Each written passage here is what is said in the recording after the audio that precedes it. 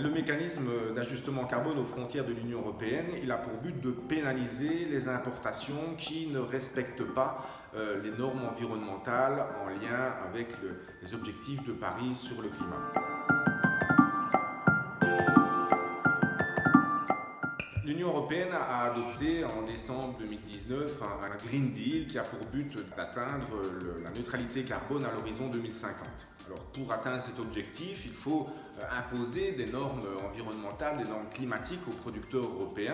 Mais évidemment, si l'Union européenne se limite à imposer des normes climatiques aux seuls producteurs européens, non seulement ces producteurs européens seront concurrencés par une concurrence déloyale de l'étranger avec des produits moins chers car non soutenables qui arriveraient sur le marché européen, mais en plus pour l'environnement et pour le climat, ça n'aurait aucun sens qu'il y ait uniquement un îlot européen qui soit respectueux des normes climatiques et qui soit inondé de produits importés et qui seraient eux non durables.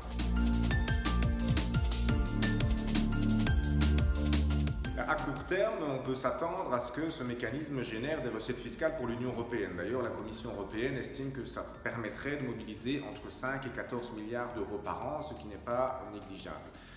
Ceci étant dit, on peut espérer que ce mécanisme et donc les recettes qu'il est censé générer sont appelées à disparaître à terme. Pourquoi? Parce que l'objectif de ce mécanisme, c'est de créer un incitant pour que les pays tiers adoptent à leur tour des normes environnementales.